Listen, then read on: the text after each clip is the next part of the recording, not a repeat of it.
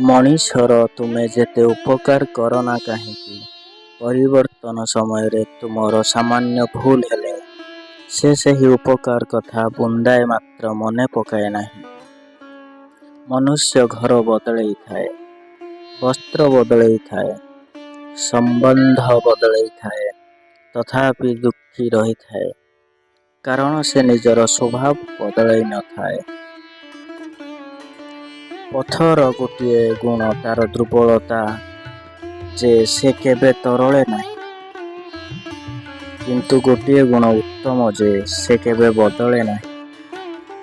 କିନ୍ତୁ ମଣିଷ ପଥରଠୁ ବି ଭୟଙ୍କର, ତରଳେ ବି ଆଉ ବଦଳେ ବି।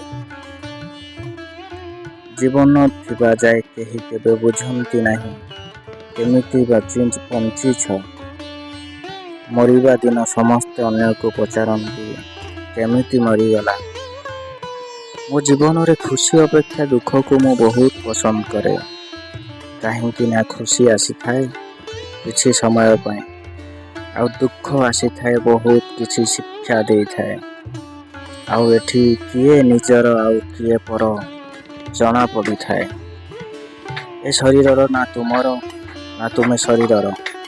ଏହା ଅଗ୍ନି, ବାୟୁ, ଜଳ, ପୃଥିବୀ, ଆକାଶରେ ତିଆରି ଓ ଏଥିରେ ଦିନେ ମିଶିଯିବ, ପରନ୍ତୁ ଆତ୍ମା ସ୍ଥିର ଅଟେ।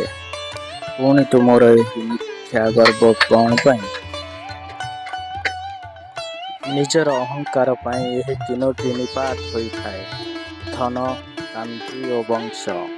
ବିଶ୍ୱାସ ନହେଲେ ମନେ ପକାନ୍ତୁ ରାବଣ, କୌରବ, କଂସ।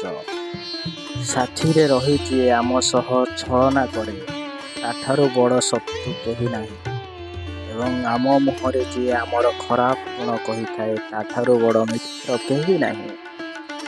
ଜୀବନରେ ଗୋଟେ କଥା ମନେ ରଖିଥିବ, କିଏ କିଛି ବି କହୁ କି ନିଜକୁ ଶାନ୍ତ ରଖ, କାରଣ ଖରା ଯେତେ ବି ଟାଣ ହେଉନା କାହିଁକି ସମୁଦ୍ର କେବେ ଶୁଖାଇ ପାରେ ନାହିଁ।